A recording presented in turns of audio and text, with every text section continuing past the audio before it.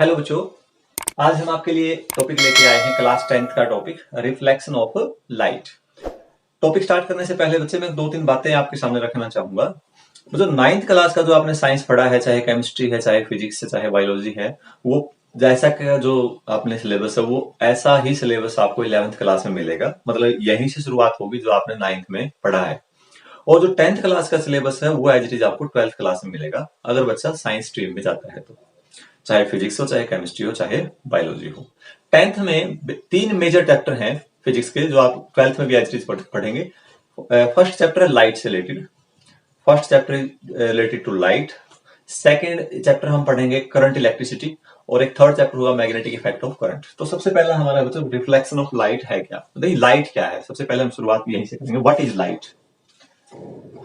जहां जरूरत होगी मैं लिखता रहूंगा, अदरवाइज मैं थोड़ा सा आप ध्यान से सुने। अगर आप बैठे हो, अगर आपको लगता है कि ये बात नोट करने लायक है तो प्लीज कॉपी पेन अगर साथ में लेके बैठे हैं तो ज्यादा अच्छे से आप उसको लिख पाएंगे, तो ध्यान रहेंगी बातें। रिफ्लेक्शन ऑफ लाइट से पहले बच्चे हम पढ़ते हैं व्हाट इज लाइट। लाइट है क्या बच्चे। Light is the form of energy which enables us to see the objects.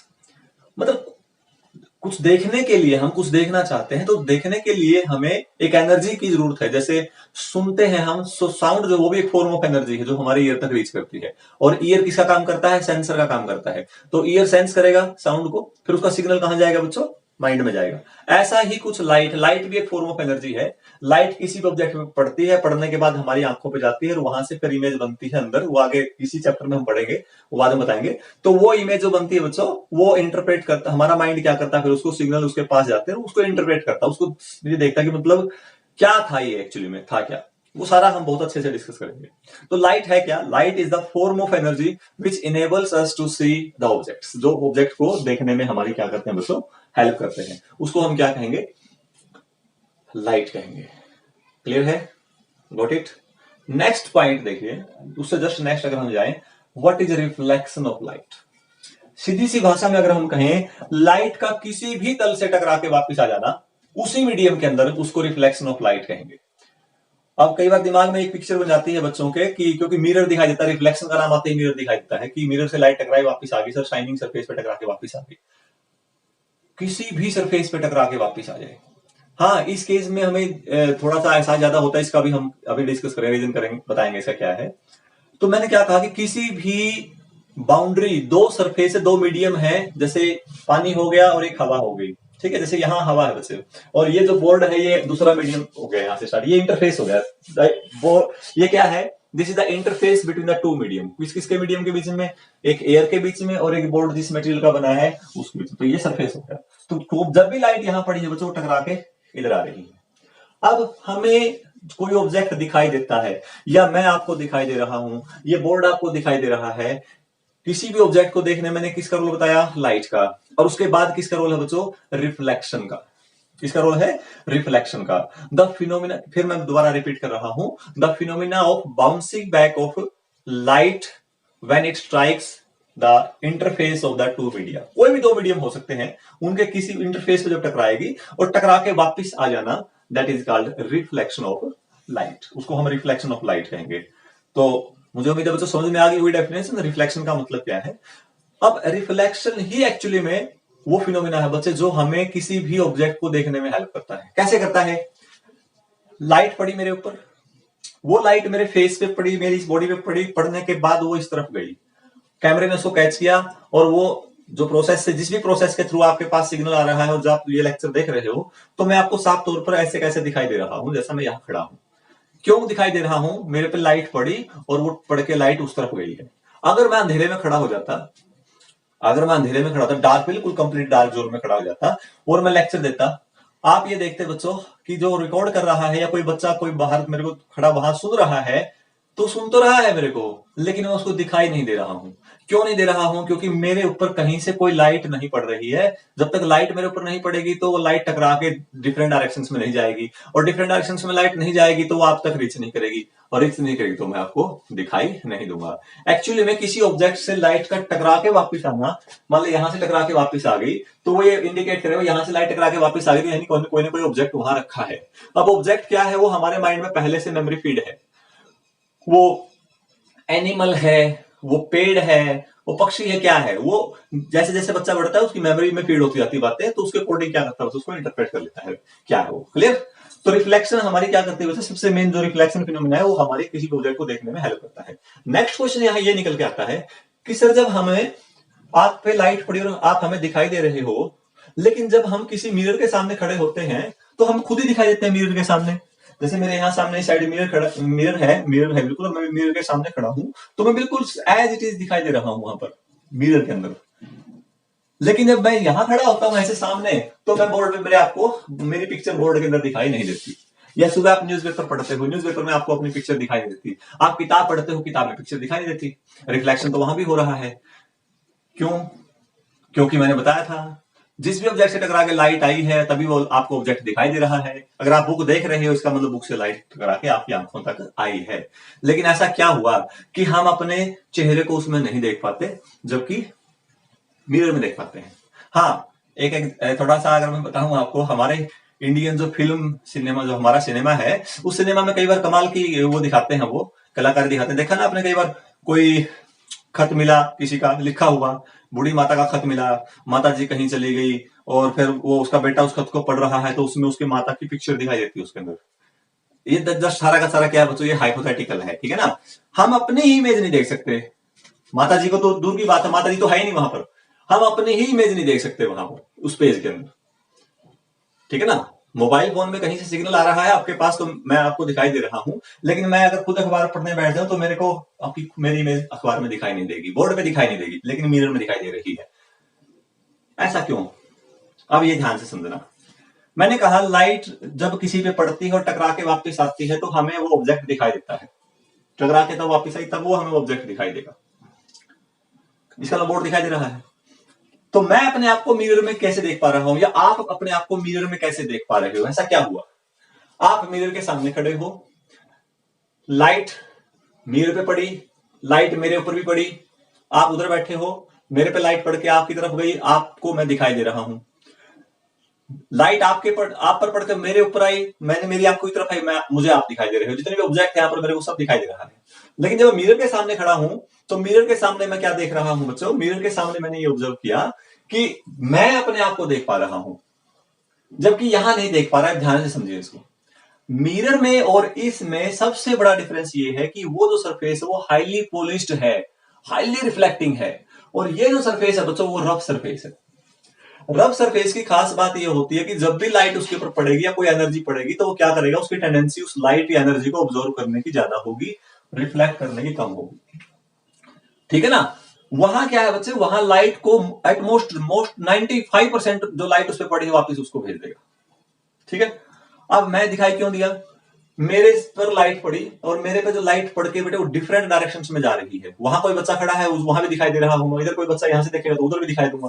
सामने कोई बच्चा नहीं था, सामने मिरर था, तो मेरे यहां से रे टकराई फेस पे, पूरी बॉडी पे, और वो सामने गई मिरर की तरफ। अब मिरर की तरफ जैसे ही वो रे गई, अब मिरर की टेंडेंसी है कि वो जो रे उसकी तरफ जाएंगे ऑलमोस्ट सभी रेज को वापिस भेज देगा। तो जैसे वो वहां टकरा कर वापिस आएगी तो मुझे मेरे बॉडी से टकराई हुई रे गई और वो टकरा के वापस आ गई।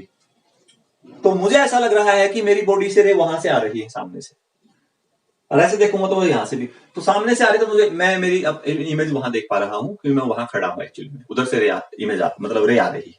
क्लियर होगी बात? अगला पॉइंट देखो, ठीक है। अब अगर वही बात मैं बोर्ड पे एप्लीकेबल करता हूं तो क्या होगा?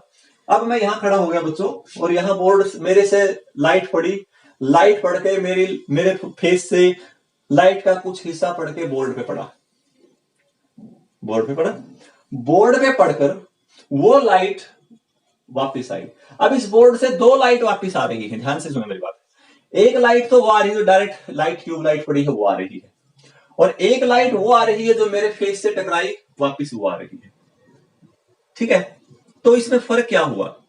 इसमें बेसिक डिफरेंस ये हुआ कि मेरे फेस से जो लाइट टकराई, देखो मेरे भी लाइट पड़ी, मेरा फेस कुछ ना कुछ लाइट पक्का ऑब्जॉर्व करेगा बच्चे, सीधी सी बात है। मेरा फेस या जो मेरी बॉडी है वो इतना शाइनिंग सरफेस नहीं जितना कि ग्लास का है, तो कुछ ना कुछ मेरे कपड़े लाइट को ऑब्जॉर्व कर रहे हैं, मेरा फेस ऑब्जॉर्व कर रहा है, कुछ लाइट ऑब्जॉर्व कर ली, और कुछ लाइट का हिस्सा यहाँ टकरा के चला गया। अब जो लाइट यहाँ गई है उस हिस्से को कुछ तो पहले ऑब्जॉर्व कर थी मेरे फेस ने, बॉडी ने, फिर वो कुछ हिस्सा यहाँ पड़ा, कुछ बोर्ड ने ऑब्जर्व कर ली क्योंकि रफ सरफेस है, ठीक है। इसका मतलब ये हुआ जो मेरे लाइट मेरे पे पड़ी, मेरे पे पड़ने के बाद बोर्ड पे पड़ी, और बोर्ड पे पड़ने के बाद दोबारा मेरी आंखों में आई, तो इन दो प्रोसेस में उस लाइट की इंटेंसिटी बहुत बहुत ज्यादा घट गई। जो लाइट आ रही थी उसकी, आप देसी अगर उसमें कहें, सिंपल हिसाब में कहें तो वो क्या है बच्चे, वो बहुत कम रह गई बच्चे, इंटेंसिटी, उसकी क्षमता जो है लाइट की इंटेंसिटी की वो कम रहेगी, बहुत कम रहेगी, ठीक है। लेकिन यही बात अगर हम किस पे बात करें, जो लाइट इस पे पड़ी डायरेक्ट बोर्ड पे और वो मेरी आंखों पे आ रही है, तो वहां से पड़ी हुई लाइट बच्चे क्या है, ज्यादा है। वहां से पड़ी हुई लाइट क्या है, ज्यादा है। हालांकि उसकी लाइट के बहुत सारे हिस्से को ऑब्जर्व कर रहा है, लेकिन वो जो टकरा के लाइट आई है और एक मेरे फेस से गई हुई जो लाइट टकरा के आएगी, मेरे फेस से जो लाइट आएगी उसकी इंटेंसिटी बहुत कम होगी, और यहां से जो लाइट आएगी बच्चे उसकी इंटेंसिटी बहुत बहुत अमाउंट बहुत ज्यादा होगी। अब एक साइड तो बहुत कम इंटेंसिटी आ रही है, एक बहुत ज्यादा, तो ये हर जगह पड़ रही है ये लाइट, तो इस लाइट का जो इफेक्ट है वो मेरे वाले इफेक्ट पे जो लाइट पड़ी थी उससे डोमिनेट करेगा, इसलिए वो उसके कह सकते हैं उसके इफेक्ट में क्या हो गई है, छिप गई है, वो कोई इफेक्ट शो हमें नहीं होगा। इसलिए हमें अपनी इमेज अखबार में, पेपर में, कागज के ऊपर, बोर्ड पे, दीवार पे हमें दिखाई नहीं देती है। लेकिन आपने देखा होगा जैसे ही मैं दीवार को अच्छे से पेंट कर देता हूं, हाईली शाइनिंग सरफेस की वॉल मैंने बना दी पेंट कर करके इसको, फिर उसके सामने खड़े हुए देखो, फिर आपको आपकी इमेज दिखाई देना शुरू हो जाएगी। क्यों? क्योंकि जो लाइट पड़ेगी अब उसके पास, आप से गई हुई लाइट, उसका वो बहुत कम हिस्सा क्या कर पाएगा, अब्जॉर्व कर पाएगा, मैक्सिमम को क्या करेगा बेटे, रिफ्लेक्ट कर देगा। जितनी ज्यादा लाइट रिफ्लेक्ट करेगा उतनी ही क्लैरिटी से आप किसी ऑब्जेक्ट को वहां पर देख पाएंगे। क्लियर? अब जैसे मैं सामने खड़ा हो गया, यहां से लाइट मेरे फेस पे पड़ी और वो आपकी तरफ आ गई, क्या मेरी बैक से पड़ी हुई लाइट आपकी तरफ आ रही है? नहीं आ रही। तो क्या मेरी बैक आपको डायरेक्ट दिखाई देगी? नहीं देगी। मेरा जो फ्रंट फेस है वो आपको दिखाई दे रहा है। मैंने क्या किया, मैंने यहां इस बोर्ड की जगह मिरर लगा दिया, पीछे मिरर है, अब मैं इसके सामने खड़ा हो गया। अब क्या होगा, अब मेरे फेस पे लाइट पड़ी, मेरी बैक साइड पे भी कुछ लाइट पड़ रही है, वो लाइट पड़ के कहां जाएगी बच्चे, मिरर पे टकराएगी, मिरर पे टकरा के वो लाइट सामने की तरफ आ रही है, और मेरा जो फेस है लाइट भी आपकी तरफ आ रही है। अब क्या होगा, आपको मेरा फेस भी दिखाई देगा, मेरी बैक भी दिखाई देगी, बैक दिखाई देगी मिरर की वजह से, और फेस पे डायरेक्ट लाइट आप रिसीव कर ही रहे हो। बात समझ में आई ना? This is the main phenomena of reflection of light. मुझे लगता है, उम्मीद है कि आपको समझ में आया होगा।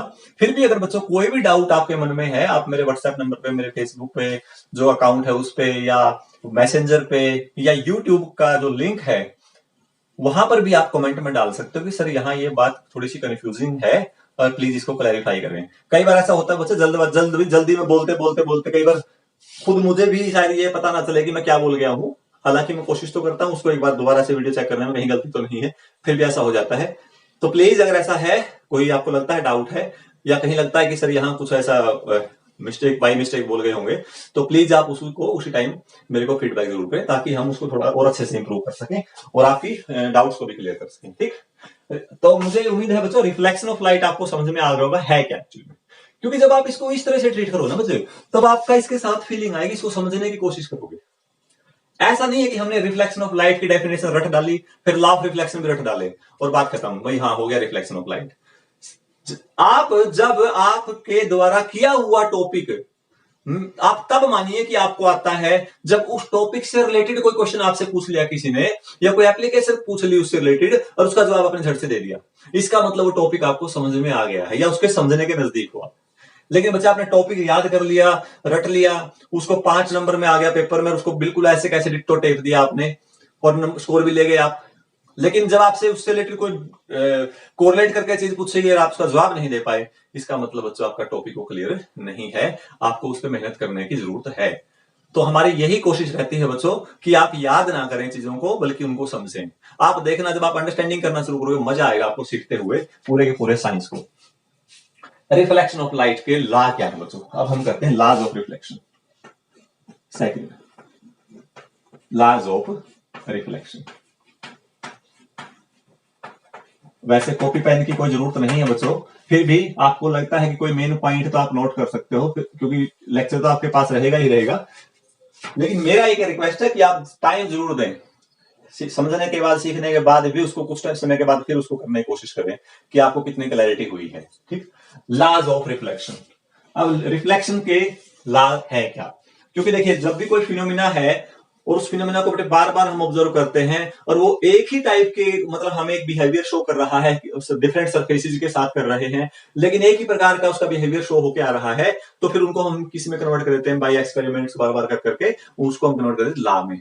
तो इसके 2 लॉ रिफ्लेक्शन के दिए गए, हालांकि 3 लॉज है बच्चों, मैं तीसरे लॉ का यहाँ पर जिक्र नहीं करूंगा, वो हायर क्लास में हम पढ़ते हैं थर्ड लॉ को, लेकिन यहाँ हम केवल 2 ही लॉ का जिक्र करेंगे। और वो 2 लॉ कौन कौन से हैं। फर्स्ट लॉ क्या है देखिए, अब सबसे पहले लॉ समझने से पहले एक डायग्राम बनाते हैं और उस डायग्राम से बच्चों हम समझने की कोशिश करेंगे, लॉ अपने आप समझ में आ जाएंगे। हम ये भी ऑब्जर्व करते हैं क्योंकि हम खुद टीचर हैं और हमें पता है जब बच्चे करते हैं काम करते हैं तो वो कैसे तैयार करते हैं, तो आमतौर पर लॉ को याद कर लेते हैं, वो बेसिक अंडरस्टैंडिंग नहीं बन पाती। मान लेते हैं ये कोई सरफेस है, late this is the surface. मैं बार बार कह रहा हूं बच्चे, ये सरफेस जरूरी नहीं है कि कोई मिरर ही होगा, ये जरूरी नहीं है कि दीवार ही होगी, ये पानी भी हो सकता है। आपने देखा होगा पानी पर पड़ने के बाद भी लाइट टकरा के वापस आती है, वो अलग बात है कि उसका बहुत कम हिस्सा टकरा के वापस आता है, बाकी हिस्सा पानी के अंदर चला जाता है। वो पानी के अंदर चले जाने का तो फिनोमिना है, वो अलग फिनोमिना है, उसको हम आगे डिस्कस करेंगे, ठीक है ना। तो मतलब ये दिमाग में बिल्कुल पिक्चर मत बनाइए आप कि मिरर पे ही लाइट रिफ्लेक्ट होगी, लाइट हर सरफेस पे रिफ्लेक्ट होती है। तो मान लिया ये कोई भी सरफेस ले लिया आपने, ठीक है, तो अब बात वही है, तो शाइनिंग सरफेस लेते ताकि हम थोड़ा सा समझ सके। शाइनिंग सरफेस का फायदा ये बच्चे, जैसे आप आराम से इसको एक्सप्लेन कर सकते हो, इसका एक छोटा सा एक्सपेरिमेंट कर सकते हो बेटे आप घर पे। लेजर लाइट लेके 2-5-10 रुपए की लेजर लाइट आती है, ठीक है, और मिरर आपके घर में है ही, तो आप क्या कीजिए, मिरर के ऊपर लेजर लाइट से तिरछे एंगल पे ऐसे रे डालो, रे वहां से गई मिरर पे और वो टकरा के इस तरफ आएगी, ठीक है। उन दोनों रे पे के बीच में जिस पॉइंट पे रे पड़ी है वहां पर एक परपेंडिकुलर ड्रा कर दो, स्ट्रेट लाइन बिल्कुल जो मिरर के ऊपर 90 डिग्री पे जाए। तो आप क्या देखेंगे, आप ये देखेंगे कि जो रे टकरा के गई थी, जो एंगल बनाया था, टकरा के जो आई है उसने जो एंगल बनाया है वो सेम एंगल आएंगे, ठीक है। तो उसके बारे में हम बात करेंगे। सबसे पहले मान लिया हमने एक रे ऑफ लाइट ली बच्चों, लेट द रे of light is incident on this surface, ठीक है, और ये सरफेस हो गया बच्चे, जो लाइट इंसिडेंट कर रही है इसको बोलेंगे हम incident light, incident light, incident light. Hindi में बच्चों रिफ्लेक्शन ऑफ लाइट को बोलते हैं परावर्तन। क्या बोलते हैं, परावर्तन, परावर्तन, परावर्तन, रिफ्लेक्शन ऑफ लाइट, परावर्तन। इंसिडेंट लाइट को बोलते हैं आपतित किरण, पड़ने वाली किरण, ठीक है। जिस पॉइंट पे पड़ेगी वहां पर आप नॉर्मल ड्रा कीजिए, आप ये वेट कीजिए कि कहां लाइट पड़ रही है। और आज के टाइम में बेटे इस एक्सपेरिमेंट करना बहुत आसान है, लेजर लाइट से बहुत अच्छे से कर सकते हैं, क्योंकि लेजर लाइट का पाथ आपको दिखाई देगा। अगर हल्का सा मोमबत्ती, क्या बोलते हैं उसको, अगरबत्ती का एक बॉक्स ले लिया कोई थोड़ा सा प्लास्टिक का ट्रांसपेरेंट, उस बॉक्स के अंदर मोमबत्ती रख दीजिए बच्चों। मोमबत्ती से क्या होगा कि उसमें धुआं बन जाएगा और वो धुआं क्या करेगा, आपको लेजर लाइट के रास्ते को समझने में, उसको दिखाने में आपकी हेल्प करेगा। उसको स्कैटरिंग बोलते हैं, आगे सेकंड चैप्टर में आएगा, इसके उस पार्ट में आएगा, उसमें हम पढ़ेंगे। और 3 की बजाय 4 चैप्टर, वो 4th चैप्टर भी मेरे ध्यान में आ गया, वो आई का, ह्यूमन आई का चैप्टर है, वो इसी से ऊपर है, रिफ्लेक्शन के ऊपर बेस्ड है, वो उसी के ऊपर है, तो वो भी हम पढ़ेंगे। तो बच्चे लाइट पड़ी, यह क्या होगी, इंसिडेंट लाइट। यहां से टकरा के रे ऑफ लाइट जाएगी बच्चों कहीं ना कहीं इस तरफ, this is called reflected light, reflected light, this is called reflected light, this is point O। ये कहलाएगा बच्चों नॉर्मल,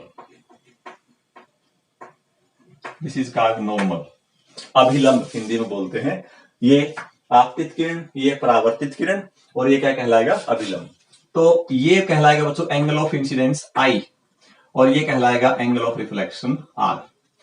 तो लॉ ऑफ रिफ्लेक्शन ये कहता है, पहला लॉ जो है, first law, the angle of incidence, angle of incidence is equal to angle of reflection.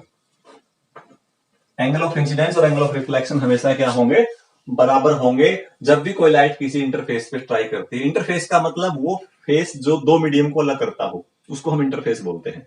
जैसे तालाब है, पानी है उसके अंदर, तो पानी का जो सबसे टॉप मोस्ट जो लेयर है, जो टॉप मोस्ट सरफेस है, दैट इज कॉल्ड इंटरफेस। वहां क्या है, उससे जस्ट नीचे क्या पानी, वहां से पानी स्टार्ट हो गया, उससे ऊपर क्या होगी, एयर स्टार्ट होगी, तो दो डिफरेंट मीडियम को सेपरेट कर रहा है।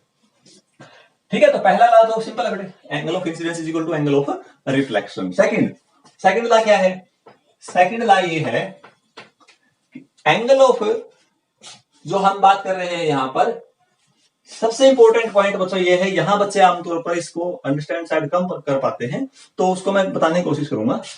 देखो मान लेते हैं ये इंटरफेस है कोई, ठीक है, और रे ऑफ लाइट बच्चों यहां से आई, ये यहां से रे ऑफ लाइट आई ऐसे, यहां पड़ी, पढ़ने के बाद कहां गई बच्चे, वो इधर आई मेरी तरफ। तो जब पड़ी कहां से आई, कौन से प्लेन से आई बच्चे, इस प्लेन से आई, ठीक है ना, इस प्लेन से कोई रे ऑफ लाइट आई, यहां पड़ी, टकराने के बाद कहां गई, वो उसी प्लेन में गई, इधर आ गई, ठीक है। और इन दोनों के बीच में जो ये पॉइंट आपने ड्रा किया है, ये वाला, दिस इज कॉल्ड नॉर्मल, तो ये जो इनके बीच में परपेंडिकुलर सरफेस के ऊपर, बोर्ड के ऊपर जो आपने परपेंडिकुलर ड्रा किया है, दैट इज कॉल्ड नॉर्मल। तो येलो पेन ने जो चौक के साथ एंगल बनाया है उसको कहेंगे एंगल ऑफ इंसिडेंस, चौक को कहेंगे नॉर्मल, ब्लैक पेन को कहेंगे रिफ्लेक्टेड रे, और येलो पेन को कहेंगे इंसिडेंट रे। अब मेन बात देखिए बच्चे, इनका सभी का एक ही प्लेन है। प्लेन का मतलब क्या होता है, टू डायमेंशनल कोई सरफेस, जिसको हम कहते हैं टू डायमेंशनल, जो आपका एरा है उसको हम क्या बोलते हैं बच्चों, प्लेन बोलते हैं। तो प्लेन का मतलब है कि जिस प्लेन में लाइट आएगी टकरा के उसी प्लेन में जाएगी, और नॉर्मल भी उसी प्लेन में होगा। मेरी बात समझ रहे हो, इस प्लेन में कहीं से देखो, एक ये रे ऑफ लाइट यहां से ऐसे आई, ऐसे पड़ी, तो ये टकरा के अगर ऐसे आई तो ये टकरा के बच्चे यहां से कैसे जाएगी, ऐसे जाएगी, और सरफेस क्या होगा उसके हमेशा, जो सरफेस के ऊपर नॉर्मल आपको पता है बच्चे, ये होगा normal, this is the normal. तो incident ray, reflected ray and normal are always in same plane, तीनों का प्लेन सेम होगा। ऐसा नहीं है कि एक रे ऑफ लाइट आई तो किसी और प्लेन से और रिफ्लेक्ट होकर किसी दूसरे प्लेन में चलेगी, नो, जिस प्लेन से आई है उसी प्लेन में बच्चों लाइट क्या होगी, रिफ्लेक्ट होके जाएगी। This is the second law of reflection, note कर सकते हो आप। According to second law of reflection, incident ray, normal and reflected ray are always in same plane. Hindi में कैसे बोलेंगे, हिंदी में कहेंगे आपतित किरण, परावर्तित किरण तथा अभिलंब हमेशा एक ही तल में होते हैं। प्लेन का मतलब हिंदी में क्या होता है बच्चों, तल होता है। जैसे मैं जहां खड़ा हूं, मैं प्लेन पे खड़ा हूं, फर्श जिसको हम कह रहे हैं यहां पर, और ये फर्श कैसा बच्चा, अगर मैं ये एक्स एक्सिस मान लेता हूं और ये वाई मान लेता हूं, तो जहां मैं खड़ा हूं वो प्लेन एक्स वाई प्लेन कहलाएगा। कौन सा प्लेन कहलाएगा, एक्स वाई प्लेन। अब देखो, आप खुद देखो, लाइट टकराई किस प्लेन पे, अगर ये एक्स एक्सिस है और ये जेड एक्सिस है, तो ये जो बोर्ड है ये कौन से प्लेन में हो गया बच्चे, ये एक्स एक्सिस, और ये कौन सा है, जेड एक्सिस, तो ये प्लेन हो गया बच्चों एक्स जेड प्लेन में। क्लियर है, तो बोर्ड है एक्स जेड प्लेन में, तो हमारा जो मीडियम है, वो मीडियम का जो इंटरफेस है वो किस प्लेन में लाई कर रहा है, वो एक्स जेड प्लेन में लाई कर रहा है। तो रे किस लाइट किस प्लेन से आके, मान लिया किस प्लेन से आई, रे आई मान लिया बच्चे एक्स वाई प्लेन में से, और टकरा के किस में चलेगी, वो एक्स वाई प्लेन में ही चली गई। तो बच्चों हम क्या कह रहे थे, हम ये कह रहे थे कि इनका प्लेन क्या होगा, सेम होगा। मैं उम्मीद करता हूं प्लेन का जो कंसेप्ट आपको क्लियर हो गया होगा कि प्लेन का मतलब है क्या यहां पर, ठीक है। और एंगल क्या होगा बच्चे, सेम होगा, और तीनों क्या होंगे, एक ही प्लेन में होंगे। तो आप इस स्टेटमेंट को लिख सकते हो, इंसिडेंट रे जिसको हम कहेंगे आपतित किरण, incident ray comma reflected ray जिसको परावर्तित किरण कहेंगे, and normal are always in same plane, always in same plane, वो बच्चों हमेशा क्या होंगे, सेम प्लेन में होंगे। आपतित किरण, परावर्तित किरण और अभिलंब जो होंगे वो हमेशा क्या होंगे, वो एक ही प्लेन में होते हैं। That is called second law of reflection.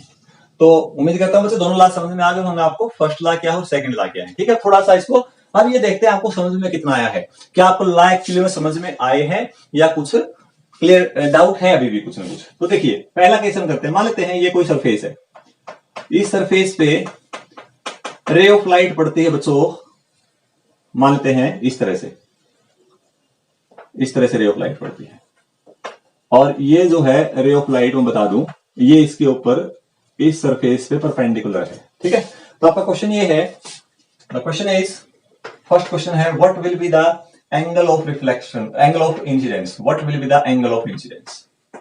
Second question है बच्चों, what will be the angle of reflection, what will be the angle of reflection, बताइए।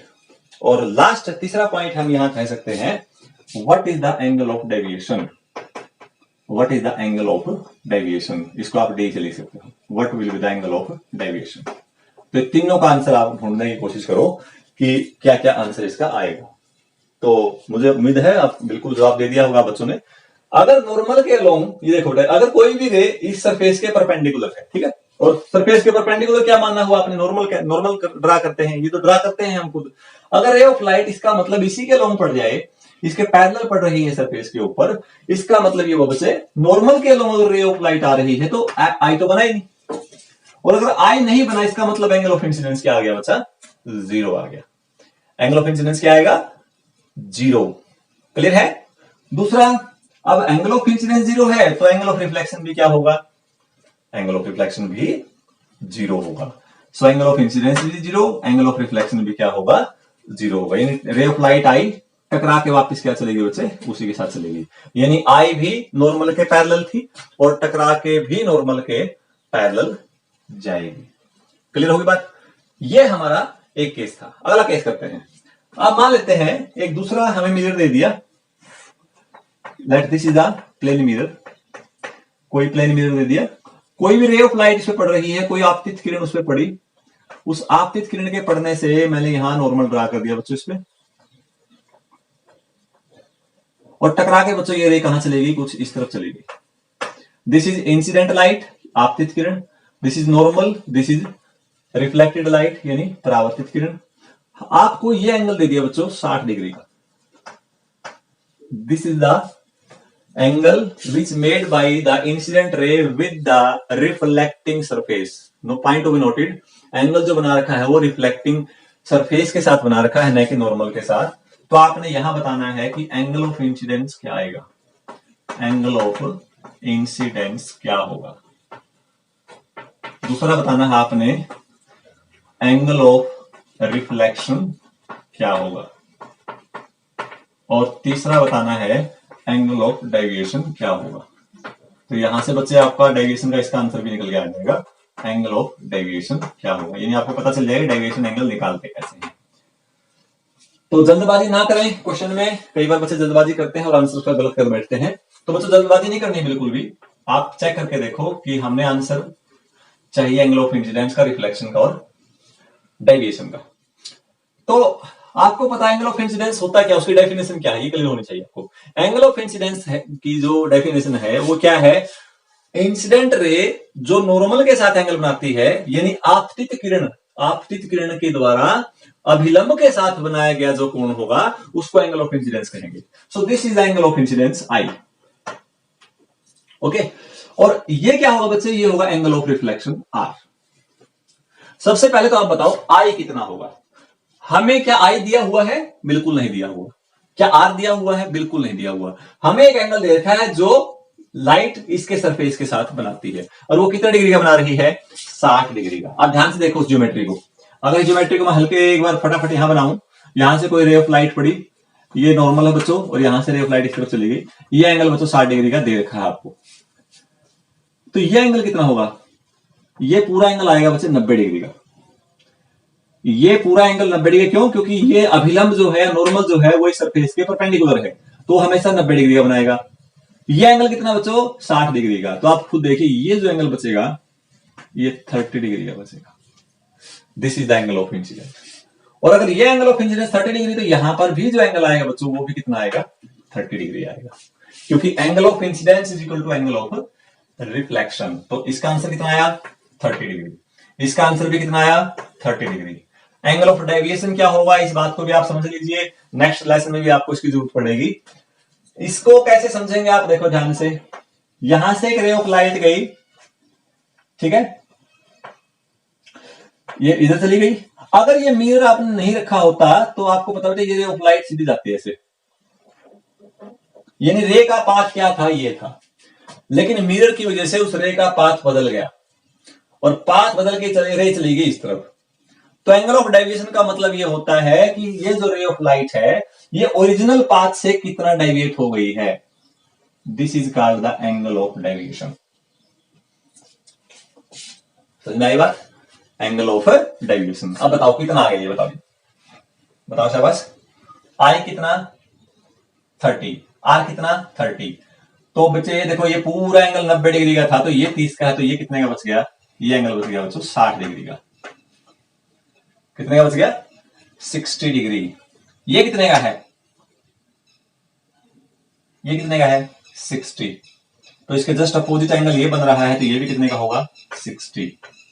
तो टोटल एंगल कितना आ गया, टोटल एंगल आ गया 120 डिग्री, 120 डिग्री। अब यहां से आप इसको देखते, चलो तो हमें एंगल दिया होता, अगर एंगल ना दिया होता फिर क्या निकालते, इस रे ऑफ लाइट को लेके जाते सीधा, इस लाइट के जो ओरिजिनल रास्ता था उसका, उस रास्ते से कितना रे ऑफ लाइट भटक गई है, किस तरफ चली गई है, वो अपने पथ से भटक गई है, तो वो जितने एंगल पे गई है that is called angle of deviation. तो ये आई है, ये आर है, दोनों एक एंगल ऑफ इंसिडेंस और एक एंगल ऑफ रिफ्लेक्शन क्या होंगे बच्चों, बराबर होंगे। और बराबर होने की वजह से अगर ये आई है तो मैं इसको भी क्या लिख सकता हूं, आई लिख सकता हूं, लिख सकता हूं नहीं लिख सकता हूं, लिख सकता हूं। तो डेविएशन एंगल निकालने का एक आसान सा तरीका देखो बच्चा, ये एक लाइन स्ट्रेट लाइन है बिल्कुल सीधी। आपको पता स्ट्रेट लाइन पर पूरा जो एंगल बनता है वो हमेशा कितने का बनता है, 180 डिग्री का बनता है ना। लीनियर एंगल जो बोलते हैं लीनियर स्ट्रेट लाइन पे कितने का बन गया 180 डिग्री। हमें कौन सा चाहिए, हमें चाहिए बच्चों ये वाला एंगल। हमें पूरा एंगल पता है और हमें बच्चों ये एंगल भी पता है। तो यहां से एंगल ऑफ डेविएशन क्या बनेगा, देखो ध्यान से, इसकी वैल्यू क्या आएगी, पूरे 180 में से, पूरे 180 में से कौन सा एंगल घटा दें हम, ये वाला एंगल घटा दें।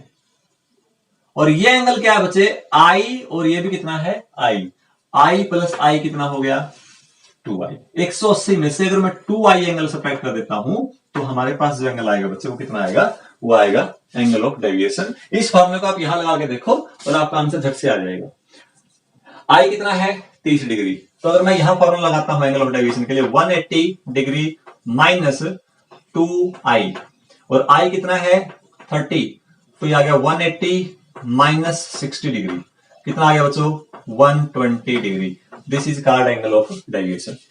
कई बार जब बोर्ड का एग्जाम होता है, हालांकि वैसे तो साइंस आपका जो रिफ्लेक्शन क्वेश्चन वगैरह सिंपल आते हैं, लेकिन एक दो क्वेश्चन बच्चों ऐसा टिपिकल देते हैं, वो ये देखना चाहते हैं कि बच्चों को अंडरस्टैंडिंग है या याद कर रखा है। तो जब ऐसा कोई क्वेश्चन आता है तो इस तरह से उठ के आता है कि बच्चों ने कितना सोचा, इससे कुछ दायरे से बाहर जाके भी सोचा या बस केवल याद कर लिए और मतलब बात बन जाएगी। तो इसलिए कोशिश करो कि आप उसको सोचो, कोई बड़ी बात नहीं थी, हमने देखा रास्ता बदल गया बस रे ऑफ लाइट, कितने एंगल पे बदल गया वो निकाला था बच्चे हमने, वो हो गया आपका एंगल ऑफ डेविएशन। उम्मीद है समझ में आया होगा। एक छोटा सा इंटरेस्टिंग और तो क्वेश्चन करके देखते हैं, उसके बाद फिर हम आगे बढ़ेंगे। देखो ये ले लिया एक मिरर बच्चों, ऐसे ले लिया, और एक मिरर यहां ऐसे ले लिया, एक मिरर यहां ले लिया,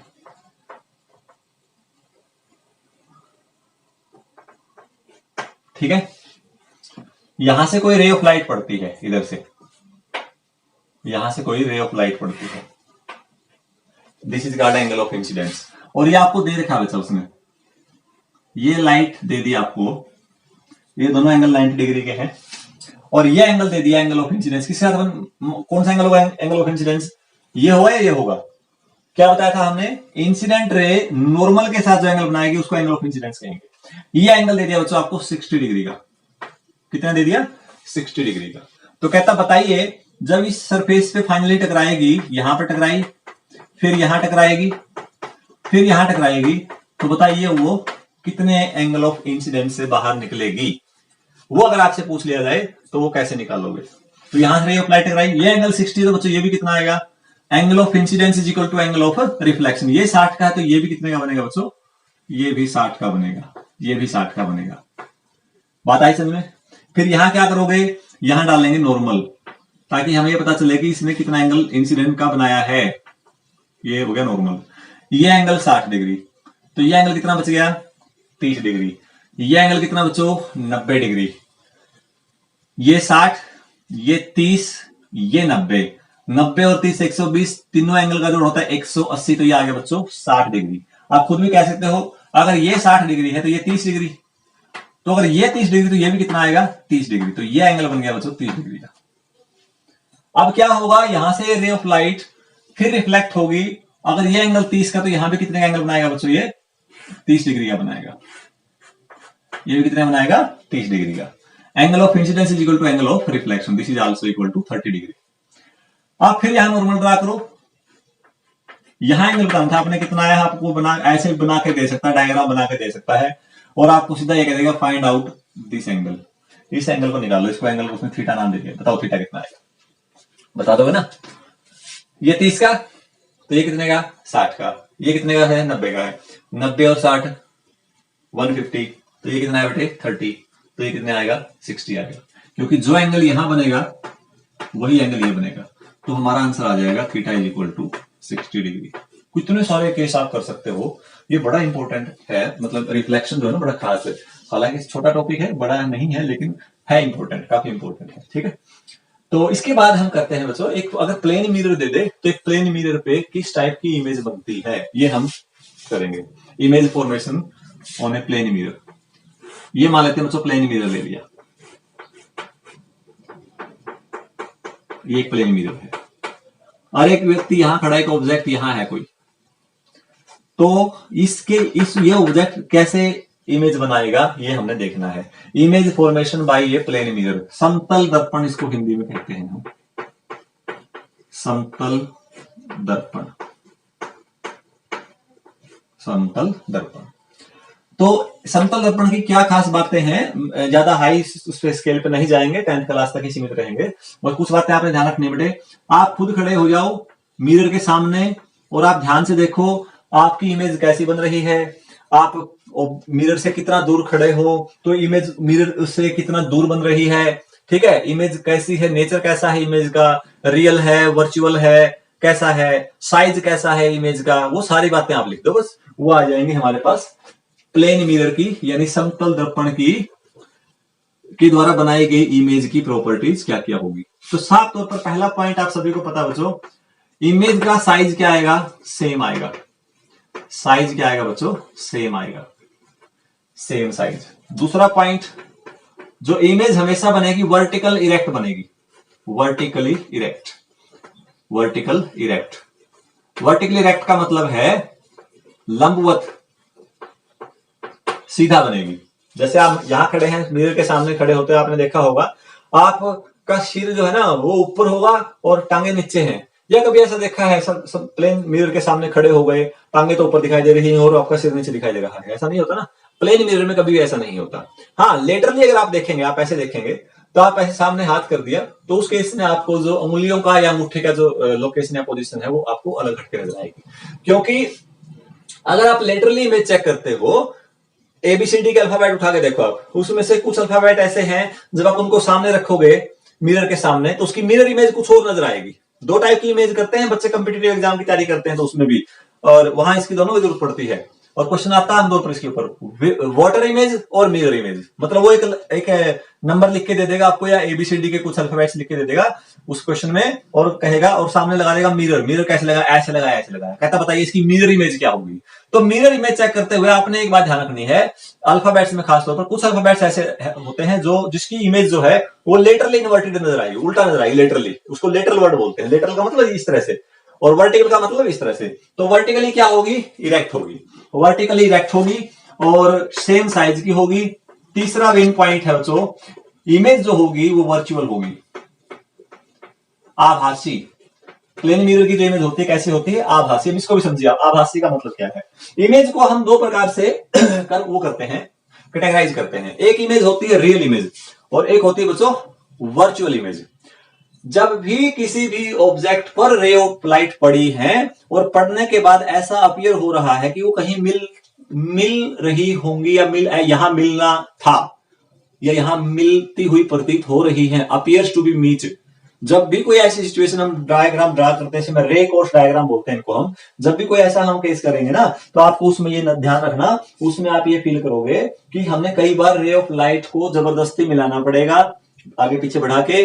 कई बार ऐसा होगा कि अपने आप मिल जाएंगी। तो जब भी रे ऑफ लाइट, दो डिफरेंट रे ऑफ लाइट कहीं से जाके मतलब क्रॉस करके टकरा के किसी उससे और कहीं जाके मीट कर रही हैं, अगर वो अपने आप मीट कर जाती हैं तो रियल इमेज बनेगी। और अगर वो कैसे करती है, अगर वो वैसे मतलब जबरदस्ती हम मिला रहे हैं उनको, तो फिर क्या है, वो इमेज कैसी होगी, वर्चुअल होगी। फोर्थ पॉइंट जो है वो ये भी बहुत इंपॉर्टेंट पॉइंट है। फोर्थ पॉइंट ये बच्चों कि जो प्लेन मिरर से इमेज बन रही है, जितने डिस्टेंस पर हमारा समतल दर्पण है हमारे से, आप खुद खड़े होकर देखना, आप मिरर के सामने खड़े हो जाओ, तो मिरर के सामने आप जब खड़े होंगे ना, तो जितने डिस्टेंस पे आप खड़े हो उससे उतने ही डिस्टेंस दूसरी साइड के है, आपको अपनी इमेज अपीयर होगी, भाई वहां इमेज बन रही है, डिस्टेंस ऑफ इमेज। ठीक है, एक पॉइंट और, पॉइंट नंबर 5 अगर देखें इसका, पॉइंट नंबर 5 ये है, आपके सामने प्लेन मिरर रखा है, ठीक है, और आप मिरर की तरफ दौड़ते हुए जा रहे हो, और आपका कोई दोस्त बैठा है और वो मिरर में देख रहा है आपको खुद को नहीं देख रहा है, वो मिरर में देख रहा है। अगर आपकी स्पीड 10 मीटर पर सेकंड की है, आप कितनी स्पीड से दौड़ रहे हो, 10 मीटर पर सेकंड से दौड़ रहे हो, तो आपके दोस्त को मिरर के अंदर आप कितनी स्पीड से दौड़ते हुए नजर आओगे, आपकी स्पीड कितनी होगी, 10 से, 5 से, 20 से या 15 से, जबकि आपकी स्पीड कितनी थी, 10 मीटर पर सेकंड थी। बताइए कैसे नजर आएगी, स्पीड क्या होगी, चेक कर ली थी। ये मिरर है, ऑब्जेक्ट यहां है, ये इमेज बनती बेटे, मान लीजिए क्या है, ऑब्जेक्ट है। आप जैसे ऑब्जेक्ट दौड़ता हुआ इसके नजदीक जाएगा, तो बच्चों इमेज भी क्या आएगी, उसके नजदीक आएगी नहीं आएगी।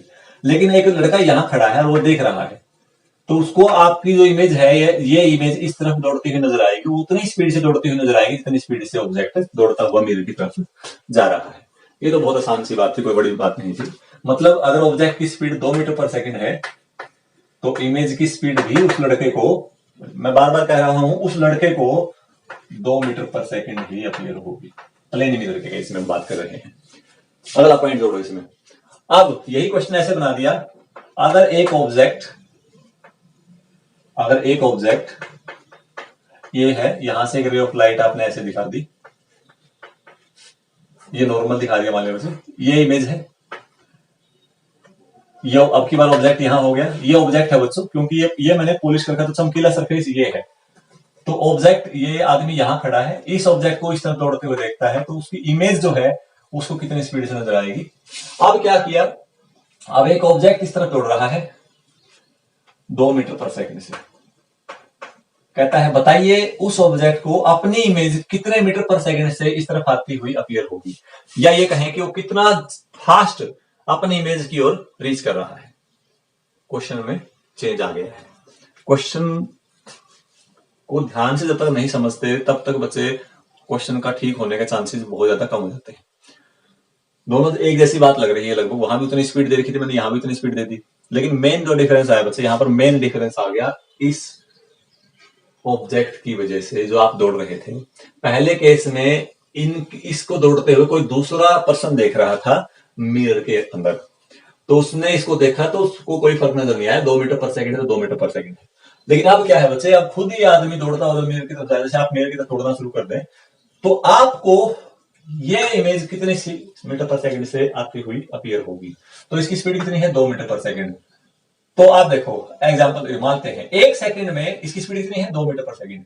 तो 1 सेकंड में आपका ऑब्जेक्ट कितना इस तरफ जाएगा, 1 सेकंड में ये ऑब्जेक्ट 2 मीटर चला गया। 2 मीटर पर सेकंड स्पीड का मतलब क्या बच्चों, 1 सेकंड में ये ऑब्जेक्ट 2 मीटर चला गया।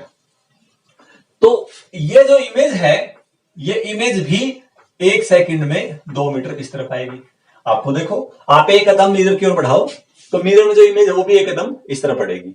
तो 1 सेकंड में अगर आप 2 मीटर आगे गए हो, तो उसी 1 सेकंड में इमेज भी क्या आ गई है, 2 मीटर आगे आ गई है। यानी 2 मीटर का फर्क तो यहां पड़ गया और 2 मीटर का फर्क यहां पड़ गया। यानी पहले उनके बीच की डिस्टेंस ये थी, अब नई डिस्टेंस उनके बीच की बच्चों ये रह गई है। तो 2 तो घट गई इस साइड से और 2 घट गई इस साइड से, तो कुल मिला के वो कितना नजदीक आ गए हैं 1 सेकंड में? 4 मीटर। यही बात समझ में आया कि नहीं आया? कितने मीटर? 4 मीटर। कितने टाइम में? 1 सेकंड में। जबकि ऑब्जेक्ट दौड़ कितनी स्पीड से रहा था? 2 मीटर पर सेकंड से। तो वो एक दूसरे के रिस्पेक्ट में कितना नजदीक चले गए? 4 मीटर चले गए। बिजली को छोड़ो, वही केस कर लो, 2 बच्चे हैं, एक लड़का खड़ा सामने, इधर आप खड़े हो, आप 2 मीटर पर सेकंड से उधर दौड़ रहे हो, उस लड़के ने 2 मीटर पर सेकंड से उधर से दौड़ना शुरू कर दिया। सोचने की बात है, आपके बीच की डिस्टेंस 8 मीटर की है, दोनों के बीच की। आपकी स्पीड भी 2 मीटर पर सेकंड, उसकी स्पीड भी 2 मीटर पर सेकंड। मैंने क्या किया, पहले मैंने उस बच्चे को बोल दिया रुक जा भाई वहीं पर, आप वहीं रहिए, ये लड़का दौड़ के आएगा, और आप वहां दौड़ के चले गए उसके पास। मैंने टाइम नोट किया, आपकी स्पीड 2 मीटर पर सेकंड थी और आपने 8 मीटर की दूरी तय की, तो टाइम ले लिया आपने 4 सेकंड का, आपने 8। फिर मैंने कहा भाई आप रुक जाओ, वो आपकी तरफ आएगा, फिर वो 2 मीटर पर सेकंड की तरफ आया, फिर मैंने नोट कर लिया। तीसरा केस मैंने कहा भाई दोनों चलो, एक साथ एकदम दोनों ने दौड़ना है, तो बताओ सबसे जल्दी किस टाइम पे मिलेंगे? वो पहले वाले केस में जल्दी मिलेंगे, दूसरे वाले मिलेंगे तीसरे वाले में? डेफिनेटली तीसरे वाले में जल्दी मिलेंगे, क्योंकि वो भी चल पड़ा अपनी जगह से और ये भी चल पड़ा। पहले क्या था, ये रेस्ट पे था वो चल रहा है, या वो रेस्ट पे था ये चल रहा है, लेकिन अब दोनों चल पड़े, तो दोनों मिलके कहते ना, एक कदम तुम चलो एक कदम हम चलें, और ये कारवां आगे बढ़ता जाएगा और मंजिलें पार करते जाएंगे। तो वही बात बच्चों यहां पर ये है कि अगर आप एक साथ उधर से भी आ रहा है उधर से भी आ रहा है, तो हम उसको क्या करेंगे, आसानी से उस डिस्टेंस को कम टाइम में कवर कर लेंगे। और आमतौर पर इस केस में हम कहेंगे कि स्पीड जो है, रिलेटिव स्पीड जो होगी बच्चों क्या हो जाएगी, डबल हो जाएगी। तो मैंने कोशिश की है इसको लेमन लैंग्वेज में समझाने की बच्चों, कोई हाई फाई कॉन्सेप्ट नहीं लगाया, रिलेटिव वेलोसिटी का ऐसा कुछ है, उसकी जरूरत नहीं है। बस आप ध्यान रखोगे, अगर आपको दौड़ते हुए कोई दूसरा व्यक्ति शीशे में देख रहा है मिरर में, तो उस व्यक्ति को आपकी इमेज की स्पीड और आपकी स्पीड बराबर दिखाई देगी 2 मीटर पर सेकंड की। लेकिन आप खुद दौड़ रहे हो और आप खुद अपनी इमेज को चेक कर रहे हो कि कितने टाइम में मतलब मैं इसको नजदीक आ रहा हूं, कितना जल्दी नजदीक आ रहा हूं, उस केस में वो केस जो हो जाएगा पहले से डबल हो जाएगा। ये था बच्चों प्लेन मिरर का केस। अगला जो पार्ट हम स्टार्ट करने जा रहे हैं वो है स्फेरिकल मिरर। अब स्फेरिकल मिरर होता क्या है, पहले तो ये देखते हैं हम स्फेरिकल मिरर क्या होता है, क्योंकि आज पूरा होगा नहीं, लेक्चर अगला बनेगा इस पे, तो केवल आज हम स्फेरिकल मिरर का इंट्रोडक्शन आपको देंगे। मान लिया बच्चों ये कोई ग्लास ले लिया और ग्लास कुछ इस टाइप से ले लिया, देखा ना आप, जैसे बल्ब है, बल्ब देखा आपने, बल्ब अंदर से क्या होता है, खोखला होता है ना। उस बल्ब को ले लिया मान लिया आपने, और उस बल्ब को लेकर आपने क्या कर लिया बच्चों, एक कांच काटने की मशीन आती है, कांच जिससे का आप ग्लास को काट सकते हो, उस मशीन से मैंने क्या किया बेटे, इस बल्ब को ऐसे काट दिया यहां से, और एक यहां से काट दिया। अब सिंपल ग्लास था ये, कुछ नहीं था। फिर क्या किया मैंने, इसको अलग कर लिया, इस हिस्से को काटे हुए को मैंने अलग कर लिया यहां पर, और इस काटे हुए हिस्से को बच्चों मैंने यहां पर अलग कर लिया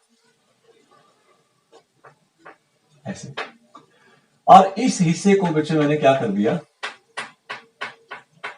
जैसे मिरर दिखा ना आपने, मिरर के बैक साइड में लाल रंग का कुछ पॉलिश टाइप मिलेगा आपको, इस सरफेस को रख दिया मैंने शाइनिंग, चमकीला, यानी लाइट इसके ऊपर डालनी है आपने, ठीक है। और दूसरे केस में मैंने क्या किया, दूसरे केस में मैंने क्या किया, अंदर वाले हिस्से को तो कर दिया रफ सरफेस कर दिया ऐसे, और बाहर वाले हिस्से को शाइनिंग सरफेस, सिल्वर, आमतौर पर सिल्वर सरफेस बोलते हैं इसको हम, उसको हमने यानी चमकीला, ये चमकीला सरफेस कर दिया।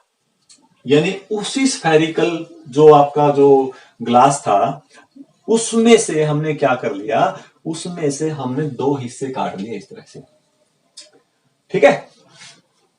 और इन 2 हिस्सों को अलग अलग तरीके से कर दिया पॉलिश।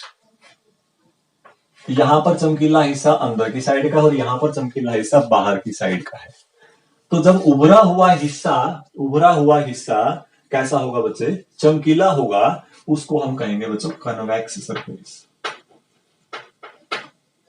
और अंदर वाला हिस्सा अगर चमकीला है उसको हम कहेंगे कनकेव सरफेस। अगर कई बार इनको कंफ्यूज हो जाओ वो करने में, चम्मच का एग्जांपल ले लो आप घर में, चम्मच को उठा लीजिए, चम्मच को दोनों उलट के देखो ऐसे, और फिर ऐसे ऊपर की तरफ देखो, तो उल्टे करके अगर आप चम्मच को देखोगे नहीं, उभरे हुए हिस्से को आप देख रहे हो, आगे जब इसकी प्रॉपर्टी पढ़ेगा तब और अच्छे से क्लियर हो जाएगा कि कौन सा क्या है। तो जो उभरा हुआ हिस्सा में आपके शकल देख रहे हो, चेहरा देख रहे हो, तो बन गया बच्चों कन्वेक्स। और चम्मच को सीधा कर दोगे और फिर आपकी इमेज देख रहे हो, और जो शाइनिंग सरफेस, क्योंकि दोनों तरफ का लगभग शाइनिंग हमें इमेज तो दिखाई दे जाती है उसमें, और नया बर्तन होगा, बिल्कुल नया चमकीला बर्तन होगा, उसमें तो इमेज और अच्छी दिखाई देती है। अगर ऐसे कर रहे हो तो कनकेव, और उल्टा करके देखोगे तो क्या हो जाएगा, वो कन्वेक्स हो जाएगा। ठीक है, ये जो पॉइंट काटा आपने, इस पॉइंट को बोलेंगे बच्चों पोल, ध्रुव कह सकते हैं इसको आप। ये पॉइंट भी क्या होगा, ये इसका पोल होगा, ये क्या होगा, इसका पोल होगा। आप देखो, आपने इन सरफेस को किसी स्फीयर से तो काटा होगा ना, मतलब किसी कर्ड पार्ट से ही काटा होगा। और बेटे कोई भी कर्ड पार्ट होता है, मुड़ा हुआ पार्ट होता है, उस मुड़े हुए पार्ट का एक सेंटर पक्का होगा, सेंटर होगा पक्का, उसको हम कहेंगे सेंटर ऑफ कर्वेचर। तो ये जो आपने इसका लिया है, ये सी था, तो इसका जो ये पार्ट आपने काटा था, तो इस पार्ट का, कटे हुए पार्ट का कहीं ना कहीं सेंटर जरूर होगा किसी स्फीयर में से, जिस भी स्फीयर में से आपने इसके को काटा है ना, उस स्फीयर के सेंटर को ही हम क्या कहेंगे, सेंटर ऑफ कर्वेचर कहेंगे, वक्रता केंद्र। क्या कहेंगे इसको, वक्रता केंद्र। मेरी बात समझ में आ गई ना। जिस भी गोले से आपने इन दो मिरर को काटा है, उसी को, जरूरी नहीं कि दोनों मैंने होता ये किसी और गोले से काट लिया होता, जब आप इसको किसी दूसरे गोले से काटते तो इसका सेंटर ऑफ कर्वेचर अलग होता, क्योंकि कोई छोटा गोला हो सकता है, कोई बड़ा हो सकता है। ठीक है, अगर दोनों को एक ही गोले से काटा है, इसका तो दोनों का सेंटर ऑफ कर्वेचर क्या होगा, क्या आएगा, एक ही आएगा। दोनों का सेंटर ऑफ कर्वेचर क्या आएगा, एक ही आएगा। ठीक है, और इस सेंटर ऑफ कर्वेचर में से और पोल में से गुजरने वाली लाइन को हम कहेंगे प्रिंसिपल एक्सिस। क्या कहेंगे इसको, प्रिंसिपल एक्सिस। हिंदी में इसको बच्चे आप मुख्य अक्ष भी कह सकते हो। क्या कह सकते हैं इसको, मुख्य अक्ष, principal axis. This is called centre of curvature, वक्रता केंद्र। दिस इज कॉल्ड पोल, ध्रुव। और ये जो पार्ट आ गया बच्चे, ये वाला जो पार्ट है, जो ये है, ये हिस्सा, इसको बोलते हैं कर्वेचर। और ये कितना डायमीटर है, यहां से यहां तक जब इसको मिलाओगे आप, उसको हम बोलेंगे अपर्चर। क्या बोलेंगे उसको, अपर्चर। क्लियर होगी बात, मुझे लगता है पॉइंट समझ में आ गया होगा आपको। क्या है बच्चों, पोल, ये क्या है, सेंटर ऑफ कर्वेचर।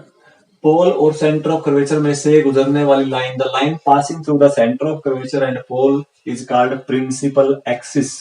क्या कहेंगे उसको, प्रिंसिपल एक्सिस। और जो पोल और सेंटर ऑफ कर्वेचर के बीच की दूरी है, the distance between pole and the centre of curvature, या वक्रता केंद्र और ध्रुव के बीच की जो दूरी होगी, उसको हम कहेंगे वक्रता त्रिज्या, वक्रता त्रिज्या। ठीक है बात, ये आगे बच्चों वक्रता त्रिज्या। अब इस पे रूल हम अप्लाई करते हैं।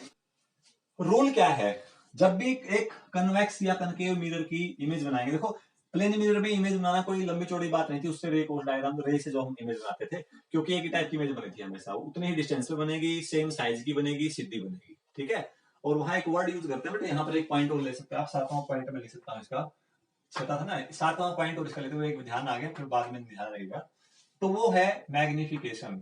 अब इस वर्ड में भी बड़े बच्चे बहुत कंफ्यूजन रहते हैं, कंफ्यूज रहेंगे। मैग्निफिकेशन, मैग्निफिकेशन, मैग्निफिकेशन, इसको हिंदी में कहते हैं बच्चों आवर्धन, आवर्धन। जहां भी वस्तु की ऊंचाई और उसके द्वारा बनाए गए प्रतिबिंब, इमेज को हिंदी में क्या कहते हैं, प्रतिबिंब। किसी भी वस्तु की ऊंचाई, वस्तु को आमतौर पर बिंब बोलते हैं हम, जो वस्तु होगी ना, उस वस्तु को क्या बोलते हैं, वस्तु को हिंदी में वस्तु भी कह सकते हो बेटे, इसको आप बिंब भी बोल सकते हो, बिंब। और इंग्लिश में कहेंगे इसको ऑब्जेक्ट। जो आपने मिरर के सामने, जैसे मैं मिरर के सामने खड़ा तो मैं ऑब्जेक्ट हूं, मैं बिंब हूं। ठीक है, और मेरी जो वहां पर बन रहा है, जो इमेज, जिसको हम इमेज बोलते हैं, जो शीशे में दिखाई दे रही है, उसको कहेंगे इमेज, और इसको बोलेंगे प्रतिबिंब, प्रतिबिंब, उसको हम कहेंगे बच्चों प्रतिबिंब। समझ आई ना बात।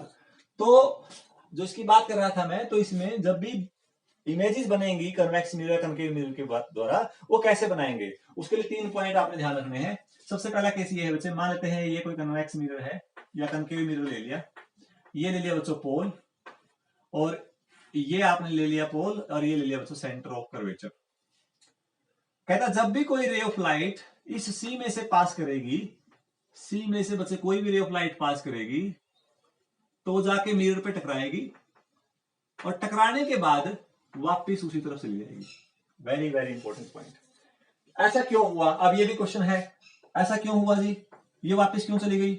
मैंने एक प्रॉपर्टी बताई थी, जब भी कोई रे ऑफ लाइट नॉर्मल के लोग पड़ेगी तो टकरा के उल्टी चली जाती बेटे उसी तरफ।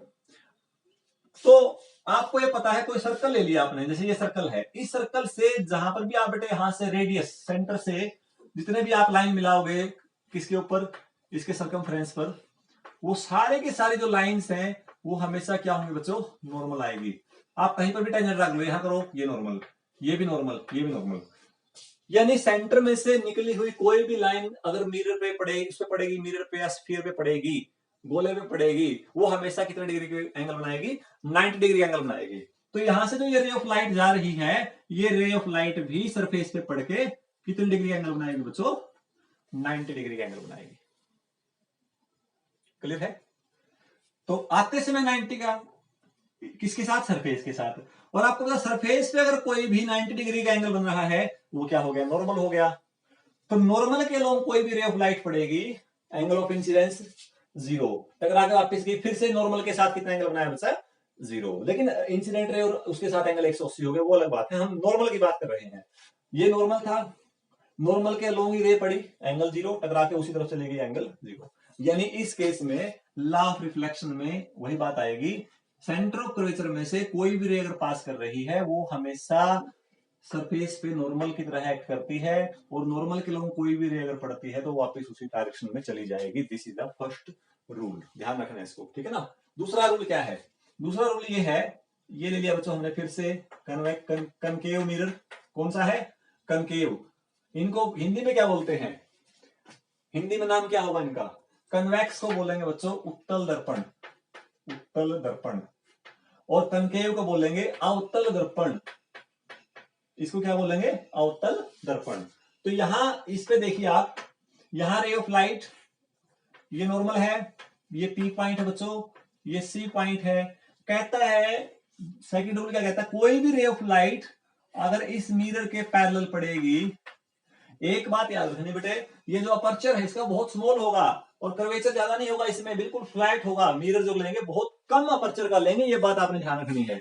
ऐसा ज्यादा मुड़ा हुआ नहीं लेंगे, अगर आप ऐसा ज्यादा मुड़ा हुआ लेंगे, आप देखना आपके जो इमेजेस बनेंगी उनमें डिफेक्ट आना शुरू हो जाएंगे, मतलब ध्यान रखना इस बात का। तो एक सबसे बड़ी जो अजम्पशन हम मानते हैं, ये बात ध्यान रखनी है कि जितने भी मिरर आप ले रहे हो सभी का अपर्चर स्मॉल है। तो किसी भी स्मॉल अपर्चर पर कोई भी ray of light principal axis के पैरेलल पड़ती है तो टकरा के बच्चों सी और पी के किसी लाइन के ऊपर मिड पॉइंट है उसमें से गुजरती है, और उस पॉइंट को बोलेंगे बच्चों फोकस। क्या बोलेंगे उसको, फोकस। कोई भी पैरेलल रे ऑफ लाइट टकरा के जब फोकस किस में से जाएगी, पैरेलल है और वो मिरर पे टकराती है, कनकेव मिरर पे या कन्वेक्स पे, तो कनकेव मिरर पे जब टकराएगी, टकरा के ऐसा लगेगा कहां से जा रही है, वो फोकस में से जा रही है। This is the second point. और थर्ड पॉइंट, ये P, अब आपको F पता चल गया, और ये C। F जो होगा हमेशा C और P के बीच में होगा। कोई भी रे ऑफ लाइट F में से गुजर जाती है और फिर मिरर पे टकराती है तो टकरा के क्या हो जाएगी बच्चों, पैरेलल हो जाएगी। और कई बार ये रूल भी हम यूज कर लेते हैं, ये वाला देखना, ये पॉइंट P है,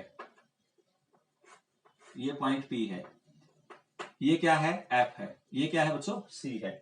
तो इसमें एक पॉइंट और देख सकते हो आप कि कोई भी रे ऑफ लाइट अगर पीपी पड़े, यहां पड़ गई, तो जितना एंगल यहां बनाया है उतना ही एंगल नीचे बनाते हुए इस तरफ चली जाएगी वो। तो ये एंगल और ये एंगल क्या आएगा बच्चों, सेम आएगा।